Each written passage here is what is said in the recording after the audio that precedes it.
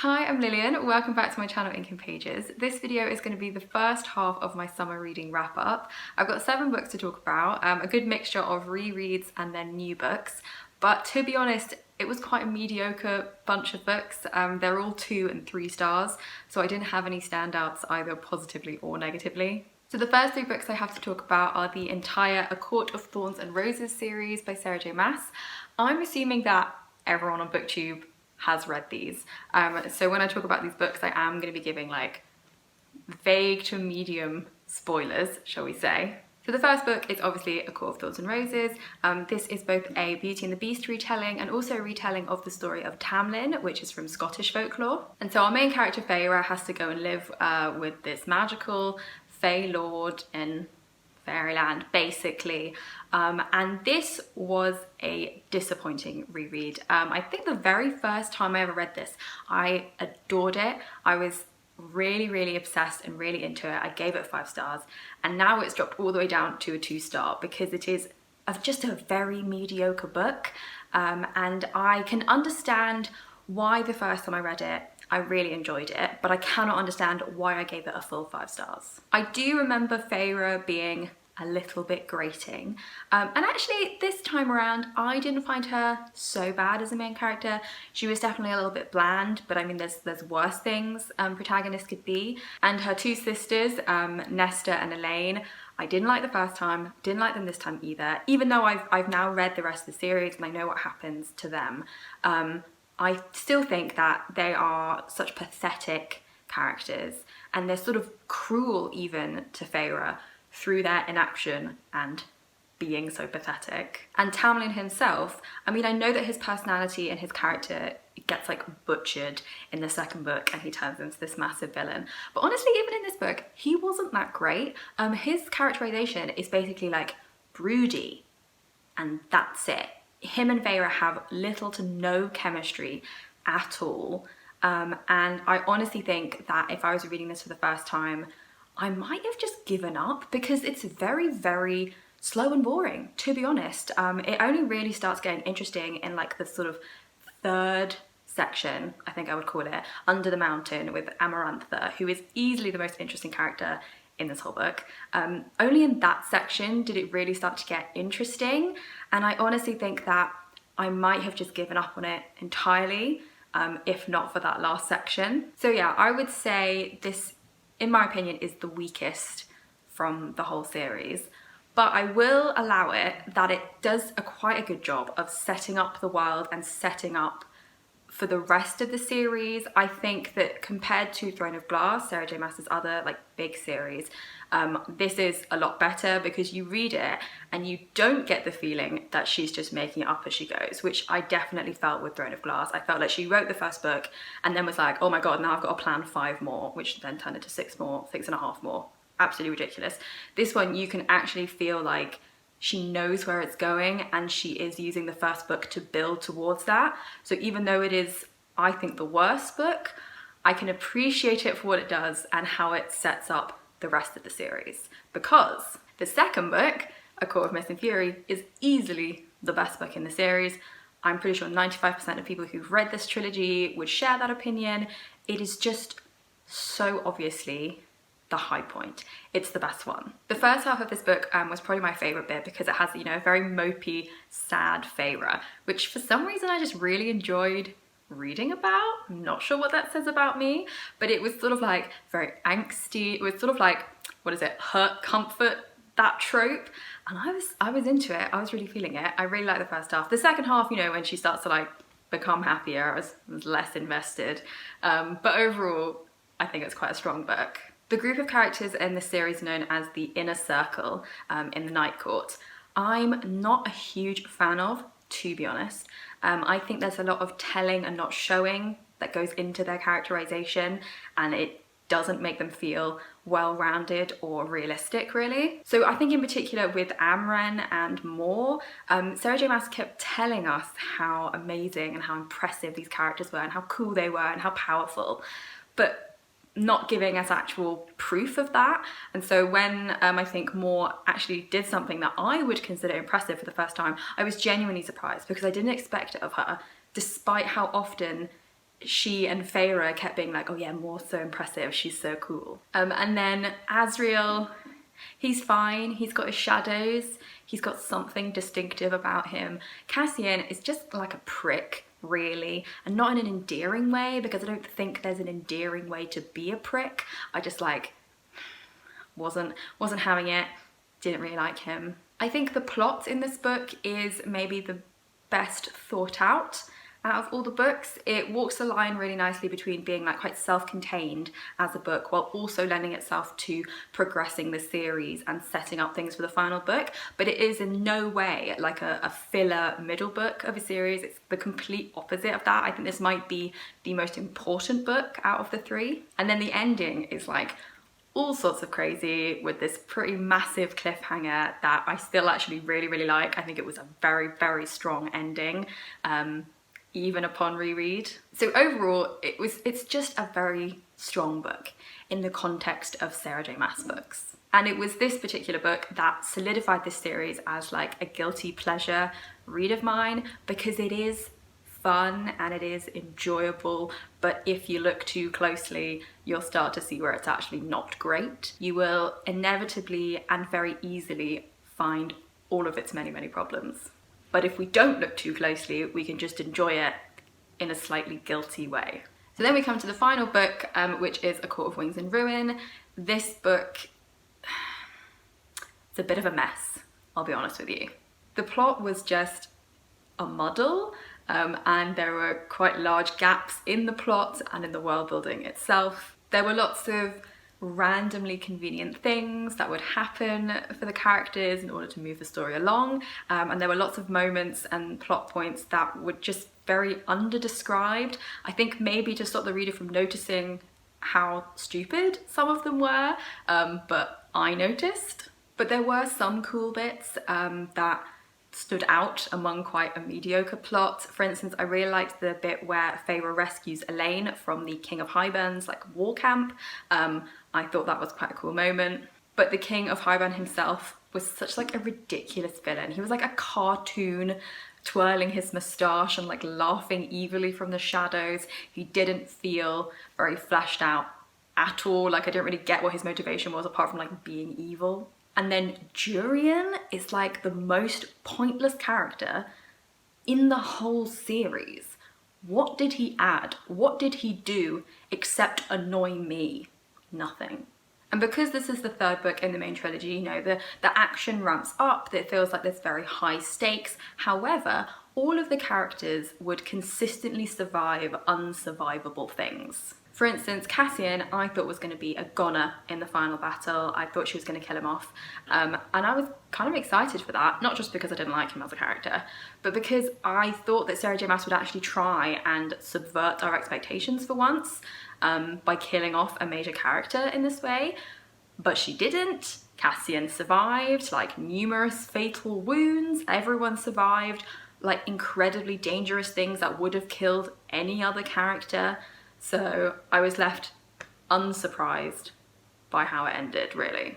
So overall, this book should have been like a tighter, more carefully developed story, but I will say it was mostly quite a satisfying ending to the series.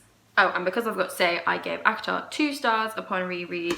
I gave ACOMAF 3, and then ACOWAR gets 3, but only because that was really a 2.5 and I was rounding up to 3. So next I read the novella that takes place after the end of this series, which is A Court of Frost and Starlight. And everyone said this book was disappointing and pointless. Like even people who loved the first 3 books so incredibly much, way more than I did. Like people who gave them all 4 or 5 stars said that this novella was stupid, and they were right. So this looks at the aftermath of the war and sort of about how you recover from that and how society heals and, you know, infrastructure gets rebuilt and like that kind of thing. And when I first started it, I was thinking, this has potential, and it actually had some really interesting bits. My favourite bits were when it looked at Tamlin, like in the Spring Court, and it asked some very genuinely interesting questions about like what's going to happen in the Spring Court, how do you recover from that, what does that mean for Tamlin and the people who live there. And then other bits were way less interesting, like Feyre painting for like 100 of the 200 pages. Sent me to sleep. There's no need for that. I don't care. But then, just literally a chapter after, I started thinking, this isn't that bad. This is kind of interesting. It just ended. It just finished. It was like the printer ran out of paper and it didn't print the whole book, and they were like, that's good enough, let's whack a cover on it and sell it anyway. It literally just finished. It didn't even end, it just stopped. And I felt personally attacked by that because I let it raise my expectations and I let it make me think, oh, maybe this isn't as bad as everyone says it is. And then it just stopped. So I have to agree with everyone else who said this book was pointless and stupid, because it was. So I think what Sarah J Maas was trying to do was to tell us all that she had been considering, you know, what happens after the end of the story. Like, what happens if you have this big climactic war at the end? Like, things don't go back to normal immediately. It takes time to rebuild and recover from that kind of thing. And so by writing this book, she showed us she'd been thinking about it, but she didn't tell us what she'd been thinking. It was like she wrote down on a post-it note, like, must work out what happens in Prythian at the end of the war, and then wrote a whole novella and didn't tell us what happened in Prythian at the end of the war. It was so incredibly pointless. And so for that reason, it only got 2 stars from me. It got more than 1 star because it introduced some interesting ideas, mostly regarding Tamlin. That was the bit I was most interested in, but then it just stopped. Unfortunately, the next couple of books were also 2 stars. So firstly, I read Monday's Not Coming by Tiffany D. Jackson. So this is about a girl called Claudia, whose best friend Monday sort of seems to vanish one day. Like, she doesn't come back to school after the end of the summer holidays, and no one can really remember the last time they saw her. And then her family are all telling like conflicting stories about where she is. And it really seems like Claudia is the only person who cares that Monday has vanished. This was quite interesting to read because Claudia as a character is so different from me in terms of nationality and race and class. And I think that the way the author was able to capture her life and portray it to the reader so vividly was one of the strongest elements of the book, particularly the way that Claudia and the other characters' dialogue is written, I thought was really, really effective. So the book was going well at first. I really liked the mystery around Monday, and I really liked the final reveal, I guess, about why she vanished. I thought that was all done really well. It felt both like realistic and was still interesting. Like, I did kind of guess some of what happened, but it was still very impactful when you find out exactly everything. So that main storyline was really powerful because it was realistic, because with Claudia you have a character who, because she's just a teenager, she doesn't have that much agency or power over her life yet, and so you can feel immediately how frustrated she is and how powerless she feels, and you really empathize with her as a reader, and you're on her side and you want to solve this mystery with her.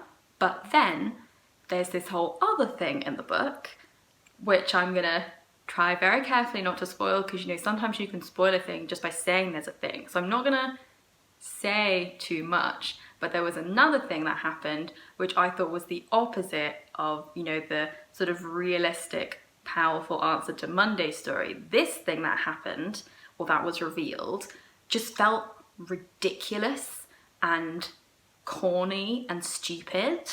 It just like introduced this brand new trope to me for me to hate, basically. And I spent the rest of the book being like, wait, what? Instead of concentrating on the bits it wanted me to concentrate on, it just derailed it entirely for me. And honestly, that thing was the reason this book only got 2 stars. And this book also has a lot of jumping around in time. So it has a time period of before Monday went missing, and then afterwards, and then multiple smaller jumps between those time periods. Plus, it was actually just quite a long book. The effort that it took to follow exactly what was happening and then try and guess the answer to the mystery wasn't worth it in the end, because I really didn't like what happened at the end.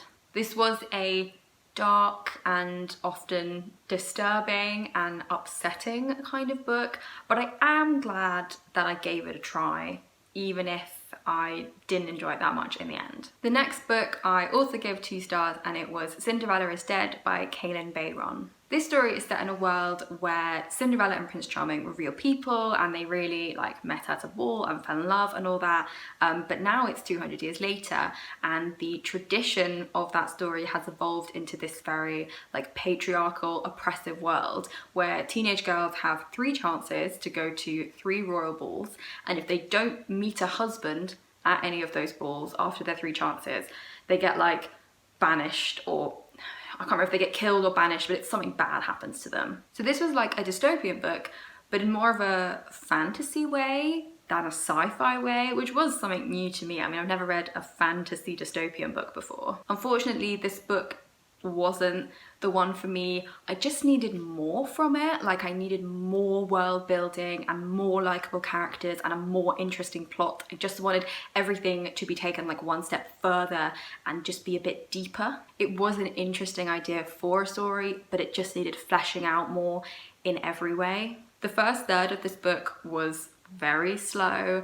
It felt like it was just pottering along until it would reach an acceptable way through the story for things to actually kick off and start happening. And like, don't do that, just be interesting from the beginning. I found all of the relationships within this book quite unbelievable. They didn't have any weight behind them, and so I wasn't invested in any of them. The villain seemed fake and cartoonish again. The ending was like a very shoddy attempt to tie everything together very neatly and nicely with a bow on, and to me it just felt very shallow and superficial almost as an ending. I think it's not a good sign when you can say the best thing about this book was the cover, which to be fair is a very, very beautiful cover, and I think I might want to do a video later this year where I like tier rank all the book covers of things I've read. So if I do that, expect this cover to do very, very well. But honestly, this was just a very unconvincing and disappointing story for me. But that brings us to my final book for this part of my wrap up, which is Laura Dean Keeps Breaking Up With Me by Marika Jamaki and Rosemary Valero O'Connell. I gave this 3 stars because it was quite a sweet book, while also at times being incredibly infuriating, because Laura Dean as a character is just a terrible, terrible bitch of a person. Like, absolutely. She is the kind of person who believes the entire world revolves around her, and it would fill me with rage every time she appeared on the page. This book is about a girl called Freddie who is dating Laura Dean, but they have this quite inconsistent off again, on again relationship, which is largely Laura Dean's fault. And honestly, I don't have much to say about this book other than I did enjoy it. The art style I really liked. It's black and white but with like some pink bits, which I just thought was really, really pretty. I thought this was just an easy read that did manage to touch on some important topics, but it felt just like a very neat and self-contained story. I think that, like Cinderella is Dead, this definitely could have gone deeper into the story. It could have been developed a bit further. However, this is a graphic novel and Cinderella is Dead is, you know, like a regular prose novel, and I just don't think you can compare the two with exactly the same criteria. You can't go into them with the same expectations because it's just, that doesn't make sense. That's like comparing TV shows and films. Like, you can't use the same criteria to judge them. So even though, you know, this didn't go as deep as a similar book could have, I'm not going to hold it against this just because the mediums are so different. But yeah, this was a sweet, strong book that I would recommend, and I ended up giving 3 stars.